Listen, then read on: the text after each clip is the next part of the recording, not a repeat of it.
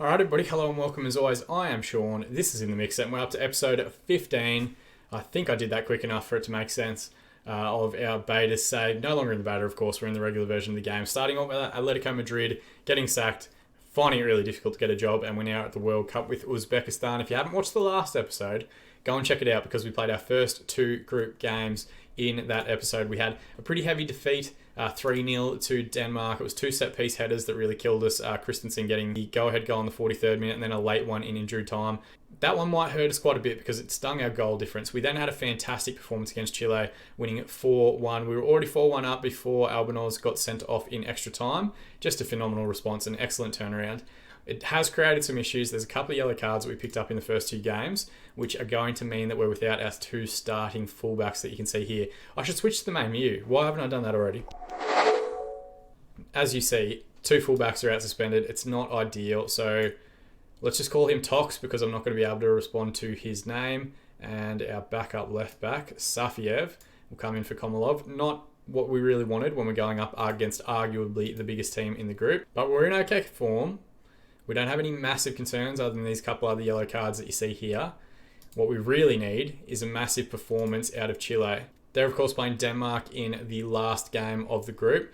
Denmark beat us convincingly, we beat Chile convincingly. If Denmark win and Belgium win, they go through. If we get a point and Denmark lose, we go through ahead of them with 4 points. If we beat Belgium, then it doesn't matter what happens in the other game. We'll go through either with Belgium or with Denmark, depending on results and goal difference and all that sort of stuff.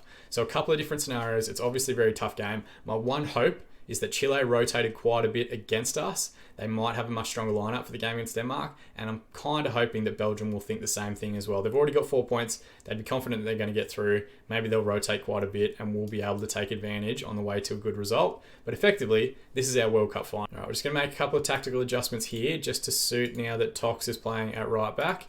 So going to put him on fullback support just so everyone's comfortable in their roles. The only one we don't have is Gofarov because he's not comfortable anywhere on the left-hand side. But we have to play with the left winger at some point.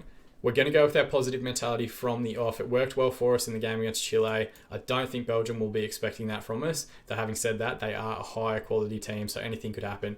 This is the lineup they're going with. They've not rotated even a little bit. They've got Courtois in goal. Ida Vareld will play at fullback. Apologies, not at fullback, at left centre-back. Denayer and Van Hoosten, I'm not sure if they usually start, will play as the other two defenders. Witzel and Del Donker will anchor midfield. Denor and Castagna will play as the wing-backs. Again, no idea if that's how they usually play.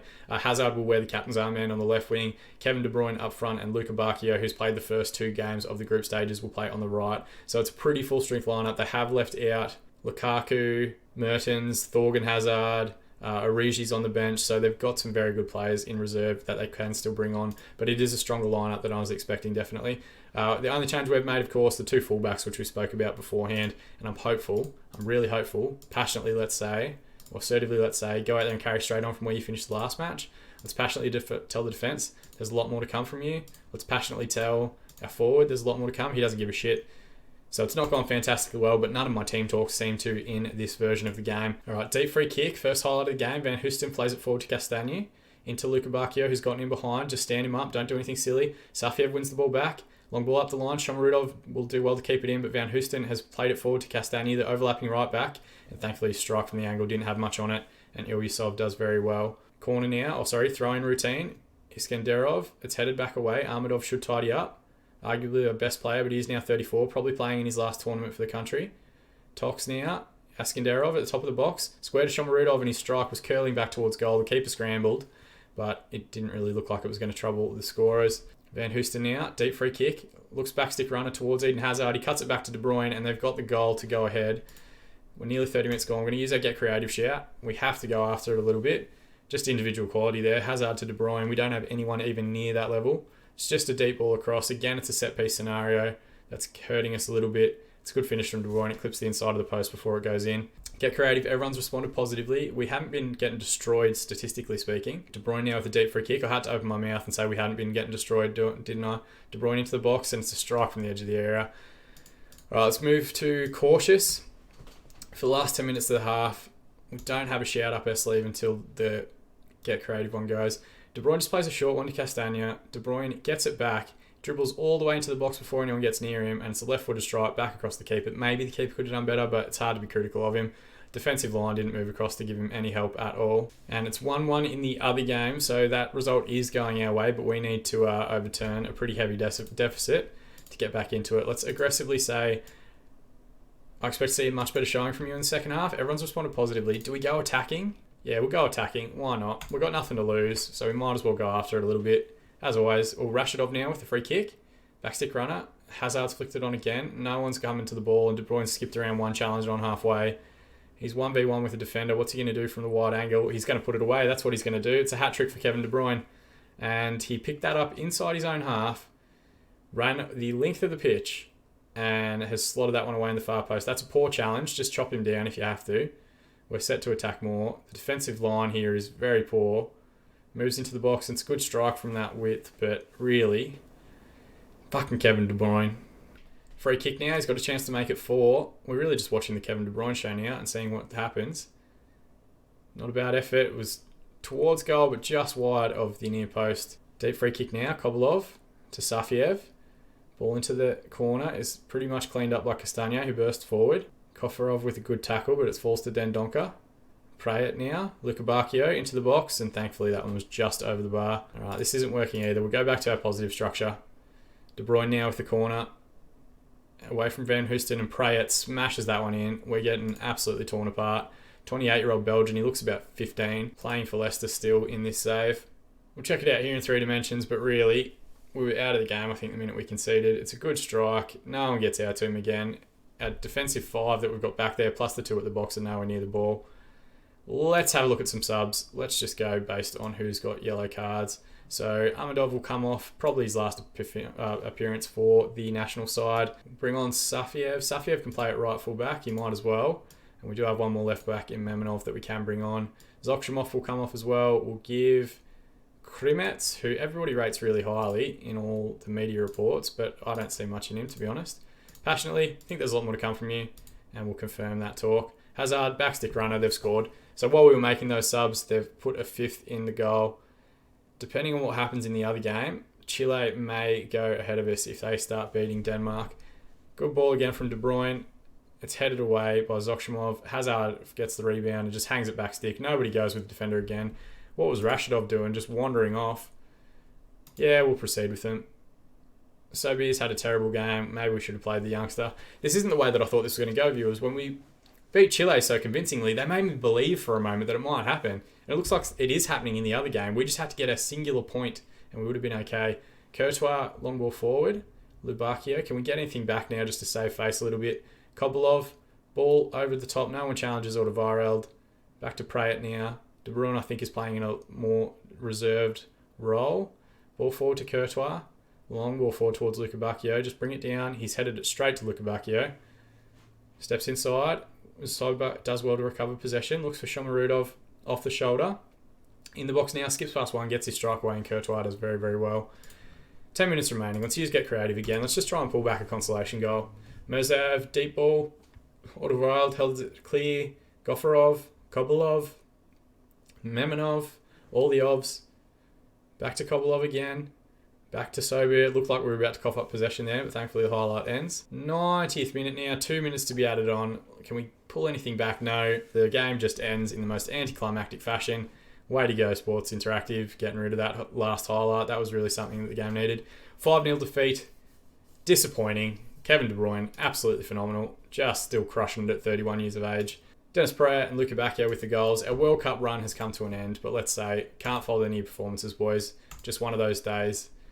And in the other game, it did end 1-1, so if we had gotten any points at all, I think we would have gone above Denmark just. Uzbekistan, below qualification chances. Yeah, all right, mate, ease up. We're going to send our assistant.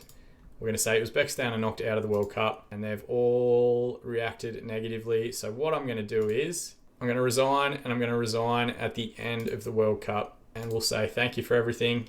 Uzbekistan to leave. Oh, sorry, in the mixer to leave Uzbekistan. And I think now is the right time for a change. And it has to be part with this. Well, we haven't had that. So why would I say things like that? What we might try and do, though, is skip ahead to the final of the World Cup. And we'll see if we can actually go and watch that game. Because that might be kind of interesting. How do I go to it? You used to just click on the V and it would come up with attending. But maybe I have to wait for it to actually be announced before that will happen. Alright, so I'm not sure who would have guessed it, but it's going to be Germany and Switzerland in the final. If we go to the tree and all the way back to the second round groups, Denmark lost 4-0 to Italy, so who knows if we would have done any better having been drawn against the Italians. Belgium lost 1-0 to the Czech Republic, and so they were immediately out. So if we had to top the group, who knows how we'd have gone against the Czech team. They then played Germany in the next round.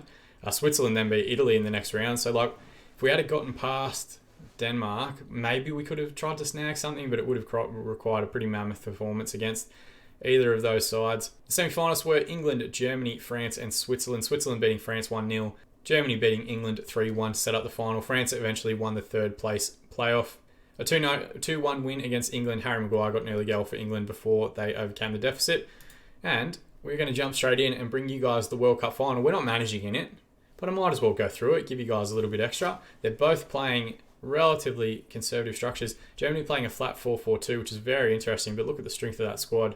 It is very, very good. They've got Ter Stegen in goal, Hector and Kimmich as the fullbacks, Rudiger and Sule as the back partnership, Sane and Gnabry as the left and right winger respectively, Kai Havertz, who's a beast in this game, and Toni Kroos, the captain in midfield. Kevin Volland will play up front with Timo Werner. It looks like Volland's a deep lying forward, and Werner might be playing a little bit further forward as an advanced forward. Some fantastic depth in the German squad as well. For Switzerland, no massive names jumping out at me, to be completely honest with you. Mvogo in goal, who is from Red Bull Leipzig, I believe. Mbabu, who's at Wolfsburg, who I only know about because he looks really cool on FIFA and he's got an SBC, I think. Rodriguez, the AC Milan left back, is their leading cap winner. He's now at Guangzhou Evergrande in the game, but he looks like a decent player. Shaqiri on the left wing. Jibril Sao I don't know much about. Zakari I don't know much about. And then a Jetty leading line up top is a West Ham player, West Ham forward, who looks okay, nothing spectacular, just decent. And their 4-1-4-1 shape might be one of the reasons that they've gotten through into the final. It's more than we did with Uzbekistan, but maybe that 4-1-4-1 shape's got some success to it. Maybe we could look to integrate that into a future save or series. First highlight of the game, it's for Switzerland, or Switzerland are in possession. Omaragic, back to Mvogo in goal. Ball out to Rodriguez. They're definitely playing with two wing backs. They stay really far forward. Saunia got 2v1 on the left if they find the right pass. Frula to Omaragic. Back to Mvogo in goal. Long ball forward. Kimmich brings it down pretty cleanly. Kroos to Gnabry. Overlapping run with Kimmich if he releases the ball. Instead he skips around a couple of challenges. Gets in the box. Now plays Kimmich. Deep ball towards Werner. It's headed away but only as far as Kai Havertz. Bursts into the box. Skips past two challenges. Mbappe with a good tackle. Sane cuts it back for Hector. Deep ball towards Volland, and Germany have taken a 1-0 lead in the 10th minute. Well-worked goal, to be fair. They went at their men when they needed to. They waited until they got the right pass before they tried to cross it in. Good tackle there from Mbappe, and Sane is very clever. Just plays it back to Hector, who doesn't rush. Just tries to pick the right pass, waits for Volland to make the run, and it's a good little run into that pocket of space. Defenders were right around him, but good finish, and may he write himself into the history books as delivering the German national side a World Cup. Throw in now for Germany. Hector's going to take it on the left-hand side into Kai Havertz. Goes all the way back to Chelsea's Rudiger in goal. Ball over the top towards Sane, who is electric. Deep angle, and he went for the shot when he could have just tried to square that one up. And Timo Werner would have had a tap in had he played the right pass. Minutes about on in the first half. Germany are on top here, statistically speaking at least. But I think that's the way Switzerland are set up. Hector now, ball inside to Havertz. Back to Rudiger. All the way back to Ter Stegen in goal. No real rush to move the ball on. He plays it to Kimmich now. Ball over top to Werner, who's gotten in a pocket of space in behind. Good save from the keeper, and then they've brought it back for offside from the initial pass. So at half-time, Germany are 1-0 up through that Volland strike. Let's see how it plays out in the second. Germany making subs at half-time. I thought Sane played pretty well, but they've brought on Julian Brandt. An hour gone, I'd be making subs here. Switzerland have now made all three of their subs. Nothing further from Germany. I haven't seen anyone use a get creative shout, which is pretty much like that's the easiest money after an hour that you guys can make. Very few highlights now in the second half. We're into the last 10 minutes, and Germany statistically are well and truly on top. They've got the ball here. Kroos with the ball now, out to Brandt. They might have changed their structure a little bit as well. It looks like they're playing more of a 4-3-3, and that might have been the reason for the Sane sub. And Mvogo messes it up, and Gnabry with what a finish that is. That is a proper video game finish. Mvogo, a bit of disaster from where he's coughed up possession there, but Gnabry, first time of asking, just smashes that one. I think it just clipped the top of the crossbar or the bottom of the crossbar as it went in. And Mvogo does terribly. And that is a good finish. It does. It just clips the crossbar as it makes its way across the line from pretty much a dead angle and about 40 yards out. And Germany 2-0 up. You'd think that's pretty much their hands on the trophy. There's going to be 3 minutes added on. Switzerland don't seem to be giving us anything in the way of highlights here. And the ref calls full time. Germany, 2022 World Cup winners. Put your money on it now. But the bigger money is probably Switzerland getting to the final. Decent 2-0 win. Don't worry about stats. Who really gives a shit? And that, of course, sees us resign as the Uzbekistan manager. I was spotted at the game. So they can't figure out why I was there. I was just watching the match. Don't worry too much about it. The biggest overachievers were Jamaica, who actually got out of their group. I thought we didn't do too badly. And apparently the best match was a 1-1 draw between the Czech Republic and Nigeria. Door opens for Hustra as In the Mixer quits. Uzbekistan in search for a new manager, and Social Feed wants me to update. We'll have a quick look at the job centre. There's a couple of different jobs about the place. Scotland, the USA, a bunch of different international positions. But really, what we want is a club position at one of the bigger leagues. And that'll be the focus of the next episode. We're going back. Don't worry, I'm not going to sit there and eat Doritos in my dressing gown again. But we are going to go back, and starting on Monday, we'll try and get another 5 episodes out next week to get ourselves a last job, potentially a last job.